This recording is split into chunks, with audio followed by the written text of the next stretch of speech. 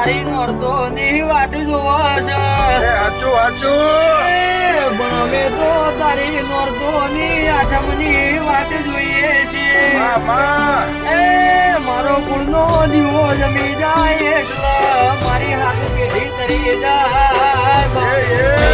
આઠમના દાડા મારી પેઢીએ પૂજેલી માતાને ઘડી વાર નિવેદ જમાડ્યો હોય માં.